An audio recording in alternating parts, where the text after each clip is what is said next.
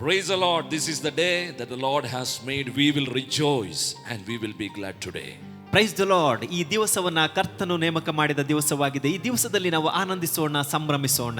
The word of God says, ದೇವರ ವಾಕ್ಯ ಹೇಳುತ್ತದೆ, the joy of the Lord is our strength. ಕರ್ತನ ಆನಂದವೇ ನಮ್ಮ ಬಲ ಎಂಬುದಾಗಿ. The joy of the Holy Spirit is within your spirit. ಪವಿತ್ರಾತ್ಮನ ಆನಂದ ನಿಮ್ಮ ಆತ್ಮದೊಳಗಿದೆ. So rejoice. The word of God stir up in your spirit. It strengthens your inner man. ನಿಮ್ಮ ಆಂತರ್ಯ ಮನುಷ್ಯನನ್ನ ದೇವರ ವಾಕ್ಯವು ಅದು ಉತ್ತೇಜಿಸುತ್ತಾ ಇದೆ. ನೀವು ಆನಂದಿಸಿರಿ. Hallelujah. Hallelujah. That's why the David says, blessed is the man who meditate the word of God day and night and he rejoices in that. ದಾವಿದನು ಹೇಳ್ತಾನೆ, ದೇವರ ವಾಕ್ಯವನ್ನ ಹಗಲು ಇರುಳು ಧ್ಯಾನಿಸುತ್ತಿರುವವನು ಧನ್ಯನು ಎಂಬುದಾಗಿ. He delightfully meditate the God's word. ಆತನು ಆನಂದದಿಂದ ದೇವರ ವಾಕ್ಯವನ್ನ ಧ್ಯಾನಿಸುತ್ತಾನೆ. So if you want to be effective in the revelation of the word of God, first we need to rejoice in the Lord. ದೇವರ ವಾಕ್ಯದ ಪ್ರಕಟಣೆಯನ್ನು ಪರಿಣಾಮಕಾರಿಯಾಗಿ ಅರ್ಥ ಮಾಡಿಕೊಳ್ಳಬೇಕಾ, ದೇವರ ವಾಕ್ಯದಲ್ಲಿ ಆನಂದಿಸಿರಿ. Hallelujah. Let's turn our attention to book of Jeremiah chapter 1 verse 9, 10 and 11. ನಿಮ್ಮ ಗಮನವನ್ನ ಯೆರೆಮೀಯನ ಪ್ರವಾದನ ಗ್ರಂಥ 1ನೇ ಅಧ್ಯಾಯ 9, 10, 11ನೇ ವಾಕ್ಯದ ಕಡೆಗೆ ತಿರುಗಿಸಿಕೊಳ್ಳೋಣ. The Lord stretched forth his hand and touched my mouth, and Lord said to me, behold, I have put my words in your mouth. ಆಗ ಯೆಹೋವನು ಕೈ ಚಾಚಿ ನನ್ನ ಬಾಯನ್ನು ಮುಟ್ಟಿ, ಇಗೋ ನಿನ್ನ ಬಾಯಲ್ಲಿ ನನ್ನ ಮಾತುಗಳನ್ನು ಇಟ್ಟಿದ್ದೇನೆ. This is the call. The Lord is calling prophet Jeremiah into the plan and the purpose of God. ದೇವರು ತನ್ನ ಇಟ್ಟಂತ ಯೋಜನೆ ಉದ್ದೇಶಕ್ಕಾಗಿ ಯೆರೆಮೀಯನಿಗೆ ಕರೆಯುತ್ತಿರುವ ಕರೆ ಇದಾಗಿದೆ. God is telling, I have put my word into your mouth. ದೇವರಲ್ಲಿ ಹೇಳ್ತಾ ಇದ್ದಾನೆ, ನಾನು ನನ್ನ ಮಾತನ್ನ ನಿನ್ನ ಬಾಯಲ್ಲಿ ಇಟ್ಟಿದ್ದೇನೆ. Hallelujah. Precious people of God, how much we honor God's word, that much you will be effective in the plan and the purpose of God. ಪ್ರಿಯ ದೇವಜನರೇ, ನಮ್ಮ ಜೀವಿತದಲ್ಲಿ ಎಷ್ಟು ಹೆಚ್ಚಾಗಿ ದೇವರ ವಾಕ್ಯಕ್ಕೆ ಗೌರವಿಸ್ತೇವೋ ಅಷ್ಟು ಪರಿಣಾಮಕಾರಿಯಾಗಿ ನಾವು ಜೀವಿಸಲು ಸಾಧ್ಯ. And next word, verse 10. 10ನೇ ವಾಕ್ಯ. He is telling, see, I have appointed you this day over the nations and over the kingdoms.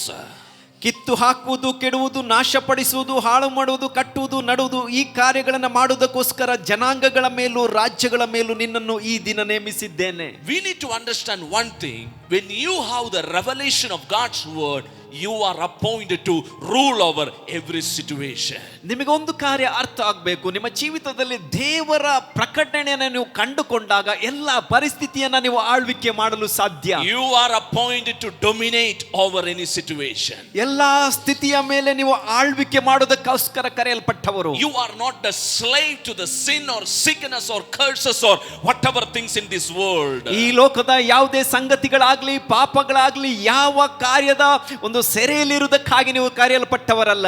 You are a son. You are not a slave. ನೀವು ದಾಸರಲ್ಲ, ನೀವು ಮಕ್ಕಳಾಗಿದ್ದೀರಾ. In Christ Jesus, you are the son of God. You are not a slave to the Satan. ಯೇಸು ಕ್ರಿಸ್ತನ ಮೂಲಕವಾಗಿ ನೀವು ದೇವ ಕುಮಾರರಾಗಿದ್ದೀರಾ, ಸೈತಾನನಿಗೆ ದಾಸರಲ್ಲ. Hallelujah. Hallelujah. Here the word of God says, I have appointed you this day over the nation, over the kingdom, for what? To pluck up, to break down, to destroy, to overthrow, to build and to plant. ಇಲ್ಲಿ 10ನೇ ವಾಕ್ಯ ಹೇಳುತ್ತದೆ, ಕಿತ್ತು ಹಾಕುವುದು, ಕೆಡುವುದು, ನಾಶಪಡಿಸುವುದು, ಹಾಳು ಮಾಡುವುದು, ಕಟ್ಟುವುದು, ನೆಡುವುದು, ಈ ಕಾರ್ಯಗಳನ್ನು ಮಾಡುವುದಕ್ಕೋಸ್ಕರ ರಾಜ್ಯಗಳ ಮೇಲೂ ನಿನ್ನನ್ನು ಈ ದಿನ ನೇಮಿಸಿದ್ದೇನೆ.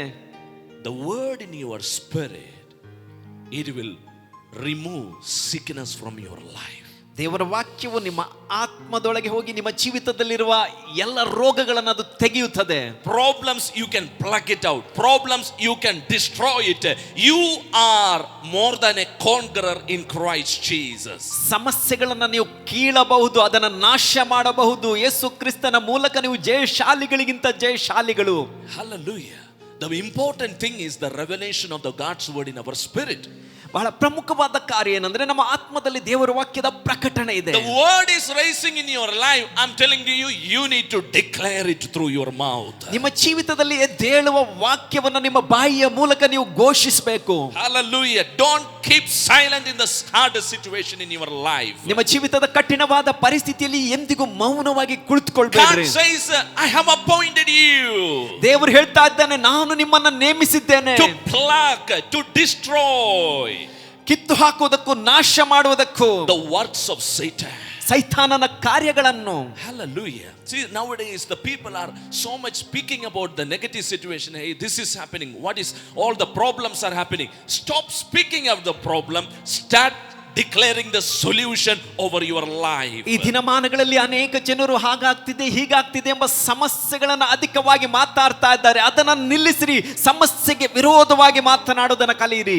Jesus said in Mark chapter 11, 20, 23, 24 said, if you speak to this mountain to remove from this place and cast into the sea, it will obey your word. ಯೇಸು ಸ್ವಾಮಿ ಮಾರ್ಕನ ಬರೆದ ಸುವಾರ್ತೆ 11ನೇ ಅಧ್ಯಾಯ 23-24ನೇ ವಾಕ್ಯದಲ್ಲಿ ಹೇಳಿದನು, ನೀನು ಈ ಬೆಟ್ಟಕ್ಕೆ ಕಿತ್ತುಕೊಂಡು ಹೋಗಿ ಸಮುದ್ರದಲ್ಲಿ ಬೀಳು ಎಂದು ಹೇಳಿದರೆ ಅದು ಹಾಗೆ ಆಗುತ್ತದೆ ಎಂಬುದಾಗಿ. That means you are authorized to speak.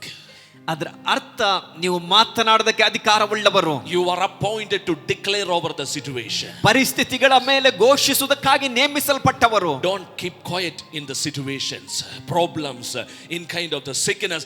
Keep declaring the word of God over your life. ಪರಿಸ್ಥಿತಿಗಳು, ಸಮಸ್ಯೆಗಳು, ರೋಗಗಳನ್ನು ನೋಡಿ ಎಂದಿಗೂ ಮೌನವಾಗಿಡಬೇಡ್ರಿ. ದೇವರ ವಾಕ್ಯವನ್ನು ಘೋಷಿಸ್ತಾ ಇರ್ರಿ. Don't complain. ದೂರ ಒರಿಸಬೇಡ್ರಿ. Don't say, Lord, why you are allowing all these things into my life? ದೇವರೇ, ಯಾಕೆ ಎಲ್ಲ ಸಂಗತಿಗಳು ನನ್ನ ಜೀವಿತದಲ್ಲಿ ನಡೆಯುತ್ತಾ ಇದೆ ಎಂಬುದಾಗಿ. That is not the God's plan. That is the works of the enemy. ಅದು ದೇವರ ಯೋಚನೆ ಅಲ್ಲ, ಅದು ವೈರಿಯ ಕುತಂತ್ರ. You have to walk in the divine plan of God through the word of God. ನೀವು ದೇವರ ವಾಕ್ಯದ ಮೂಲಕ ದೈವಿಕ ಯೋಜನೆಯಲ್ಲಿ ನಡೆಯಬೇಕು. How? Through the God's word. ಹೇಗೆ? ದೇವರ ವಾಕ್ಯದ ಮೂಲಕ. Now verse 11 says, 11ನೇ ವಾಕ್ಯ ಹೇಳುತ್ತದೆ, the word of the Lord came to me and saying, what do you see, Jeremiah? ಇದಲ್ಲದೆ ಯೆಹೋವನು ಯೆರೆಮೀಯನೇ ಏನು ನೋಡುತ್ತಿ ಎಂದು ನನ್ನನ್ನು ಕೇಳಿದನು. God is asking today to you what you are seeing.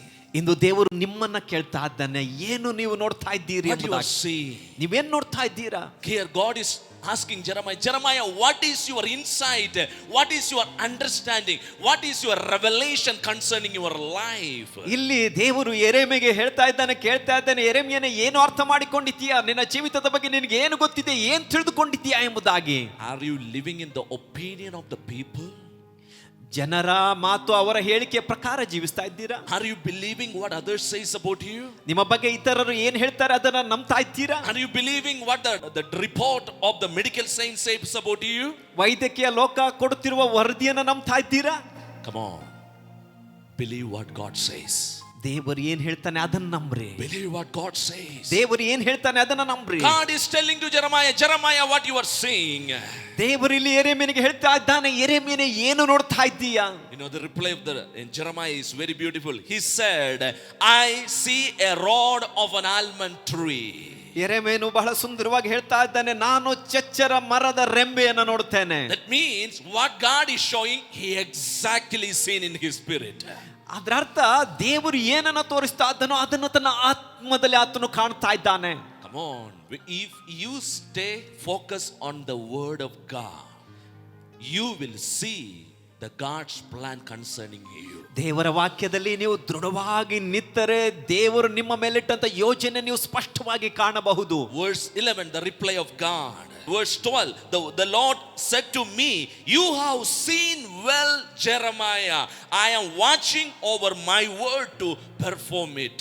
12ನೇ ವಾಕ್ಯ, ಆಗ ಯೆಹೋವನು ನನಗೆ ಸರಿಯಾಗಿ ನೋಡಿದ್ದಿ, ನನ್ನ ಮಾತನ್ನು ನೆರವೇರಿಸುವುದಕ್ಕೆ ಎಚ್ಚರಗೊಂಡಿದ್ದೇನೆ ಎಂದು ತಿಳಿದುಕೋ ಎಂಬುದಾಗಿ ಹೇಳಿದನು. God is telling, I am watching over my word to perform it.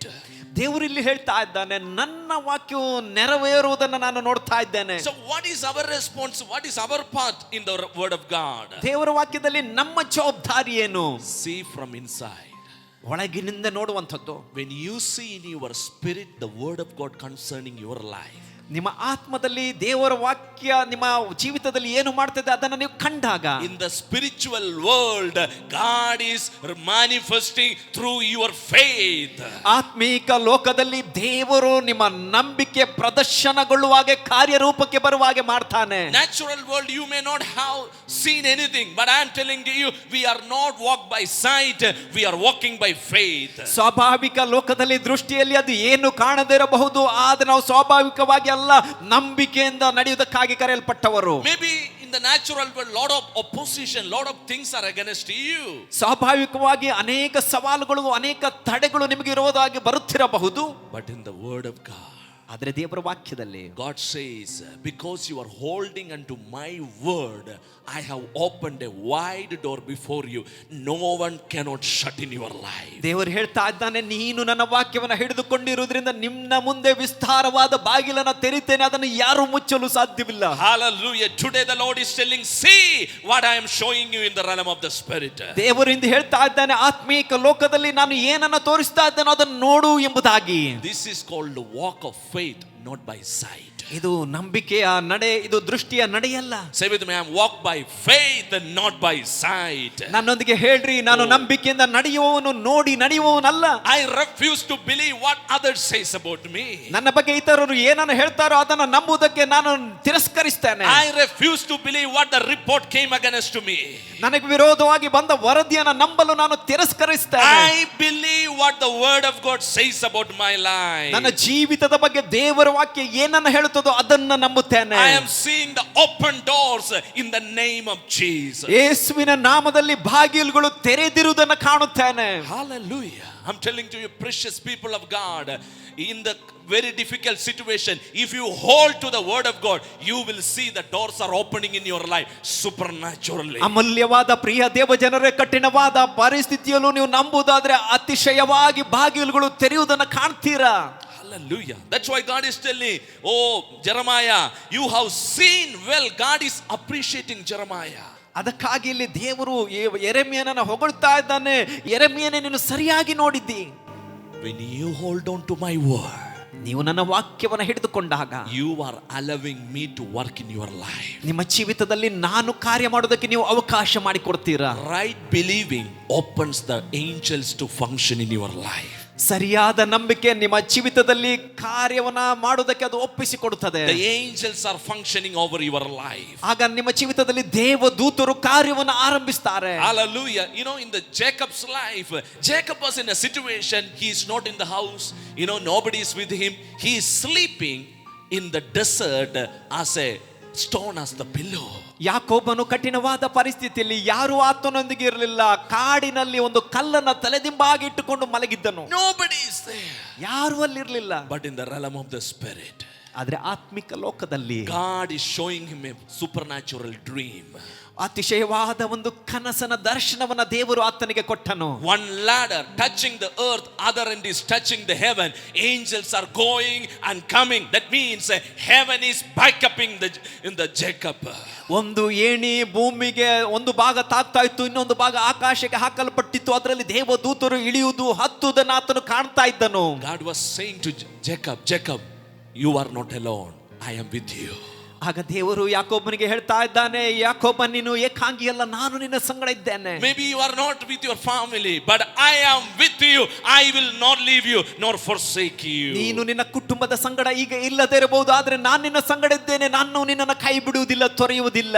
Precious people of God, you may be rejected by your beloved ones. You may be in such a situation, nobody is understanding you, but I am telling to you, Jesus loves you so much. ಅಮೂಲ್ಯವಾದ ಪ್ರಿಯರೇ, ನಿಮ್ಮ ಅತಿ ಪ್ರಿಯರಿಂದ ನೀವು ತಿರಸ್ಕರಿಸಲ್ಪಟ್ಟು ಯಾರು ಇಲ್ಲ ಎಂಬುದಾಗಿ ಯೋಚಿಸುತ್ತಿದ್ದೀರಾ, ಆದರೆ ಯೇಸು ಕ್ರಿಸ್ತ ನಿಮ್ಮನ್ನು ಅತಿ ಹೆಚ್ಚಾಗಿ ಪ್ರೀತಿಸ್ತಾನೆ. You are in the plan of God. ನೀವು ದೇವರ ಯೋಜನೆಯಲ್ಲಿದ್ದೀರಾ. You are in the purpose of God. ನೀವು ದೇವರ ಉದ್ದೇಶದಲ್ಲಿದ್ದೀರಾ. Don't say, oh God has forgotten me. No, God will never forget you. He will never forsake you. ದೇವರು ನನ್ನನ್ನು ಮರೆತು ಬಿಟ್ಟಿದ್ದಾನೆ ಎಂಬುದಾಗಿ ಎಂದಿಗೂ ಹೇಳಬೇಡ್ರಿ. ಆತನು ನಿಮ್ಮನ್ನು ಎಂದಿಗೂ ಮರೆಯುವುದಿಲ್ಲ, ತೊರೆತು ಬಿಡುವುದಿಲ್ಲ.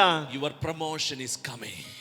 ನಿಮ್ಮ ತೇರ್ಗಡೆ ಬರುತ್ತಾ ಇದೆ. Hallelujah. And Jacob wake up from the sleep and said, hey, this is the place, the presence of God is here. This is the house of God. This is the Bethel. ಯಾಕೋಬನು ನಿದ್ದೆಯಿಂದ ಎಚ್ಚೆತ್ತು ಹೇಳ್ತಾ ಇದ್ದಾನೆ, ಇದು ದೇವರ ಪ್ರಸನ್ನತೆ ಇರುವ ಸ್ಥಳ, ಇದು ಬೇಥೇಲ್ ದೇವರ ವಾಸಸ್ಥಳ ಎಂಬುದಾಗಿ. I didn't know it. ಇದು ನನಗೆ ತಿಳಿಯಲೇ ಇಲ್ಲ. Come on, you may not sense naturally, but in the realm of the spirit, heaven is with you. The angels are backing up you. He is strengthening you. You are not alone. The heaven is with you. God is with you. ಸ್ವಾಭಾವಿಕವಾಗಿ ನಿಮಗೆ ತಿಳಿಯದೇ ಇರಬಹುದು, ಆದ್ರೆ ಆತ್ಮೀಕ ಲೋಕದಲ್ಲಿ ದೇವದೂತರು ನಿಮ್ಮನ್ನು ಬಲಪಡಿಸುತ್ತಾ ನಿಮ್ಮ ಸಂಗಡ ಇದ್ದಾರೆ. ಪರಲೋಕವು ನಿಮ್ಮ ಸಂಗಡ ಇದೆ. Hallelujah. That's why Hebrews chapter 11 verse 1 says, now faith is the assurance, the confirmation, it is the title deed. ಅದಕ್ಕಾಗಿ ಇಬ್ರಿಯ 11ನೇ ಅಧ್ಯಾಯ 1ನೇ ವಾಕ್ಯ ಹೇಳ್ತದೆ, ನಂಬಿಕೆಯೋ ನಾವು ನಿರೀಕ್ಷಿಸುವವುಗಳ ವಿಷಯವಾಗಿ ಭರವಸೆದಿಂದಿರುವುದು, ಕಣ್ಣಿಗೆ ಕಾಣದವುಗಳನ್ನು ನಿಜವೆಂದು ತಿಳಿದುಕೊಳ್ಳುವುದಾಗಿದೆ. It is the title deed. That means it is the document, it is the proof. ಇದು ನಿಜ ಎಂಬುದಾಗಿ ಭರವಸೆದಿಂದಿರುವುದು, ತಿಳಿದುಕೊಳ್ಳುವಂಥದ್ದು. For example, if you have a land, you have a title deed. ಅದರ ಅರ್ಥ, ನಿಮಗೆ ಭೂಮಿ ಇರುವುದಾದ್ರೆ ಅದಕ್ಕೆ ಬೇಕಾದಂತ ಹಕ್ಕು ಪತ್ರ ನಿಮ್ಮ ಸಂಗಡ ಇರುತ್ತದೆ. A legal paper, ಹಕ್ಕು ಪತ್ರ, right? That shows this land belongs to you. ಅದು ಈ ಭೂಮಿ ನಿಮಗೆ ಸಂಬಂಧಪಟ್ಟದ್ದು ಎಂಬುದನ್ನು ತೋರಿಸುತ್ತದೆ. Naturally you may not feel it, this land belongs to me. ಸ್ವಾಭಾವಿಕವಾಗಿ ಈ ಭೂಮಿ ನಿಮ್ಮದು ಎಂಬುದಾಗಿ ನೀವು ಯೋಚಿಸ್ತಿರಬಹುದು. But according to the legal document of government, it belongs to you. ನೀವು ಯೋಚಿಸದೇ ಇದ್ರು, ಆದ್ರೆ ಸರ್ಕಾರದ ಹಕ್ಕು ಪತ್ರದ ಪ್ರಕಾರ ಅದು ನಿಮ್ಮದು ಎಂಬುದಾಗಿ ದೃಢಗೊಂಡಿರುತ್ತದೆ. Precious people of God, don't walk by feeling. ಪ್ರಿಯರೇ, ಭಾವನೆಗಳೊಂದಿಗೆ ನಡಿಬೇಡ್ರಿ. What this legal document, the word of God says about you, that is the reality in your life. ದೇವರ ವಾಕ್ಯ ಎಂಬ ಹಕ್ಕು ಪತ್ರ ನಿಮ್ಮ ಬಗ್ಗೆ ಏನು ಮಾತನಾಡುತ್ತಿದೆಯೋ ಅದೇ ನಿಮ್ಮ ಜೀವಿತದ ನಿಜ ಕಾರ್ಯವಾಗಿದೆ. Believe it, see through this legal document and declare over your life. ಈ ದೇವರ ವಾಕ್ಯ ಎಂಬ ನಿಜವಾದ ಹಕ್ಕು ಪತ್ರವನ್ನು ನಂಬಿರಿ, ಇದರ ಪ್ರಕಾರ ಜೀವಿಸಿರಿ. You will rise again in a supernatural way. ನೀವು ಅಸಾಧಾರಣವಾಗಿ ಎದ್ದೇಳ್ತೀರಾ. That's why the word of God says, those who wait on the Lord, they shall rise up like an eagle in a higher level. ಅದಕ್ಕಾಗಿ ದೇವರ ವಾಕ್ಯ ಹೇಳ್ತದೆ, ದೇವರ ಸನ್ನಿಧಿಯಲ್ಲಿ ಕಾದು ಕುಳಿತುಕೊಂಡಿದ್ದವರು ಹದ್ದಿನಾಗೆ ಉನ್ನತಕ್ಕೆ ಏರ್ತಾರೆ ಎಂಬುದಾಗಿ.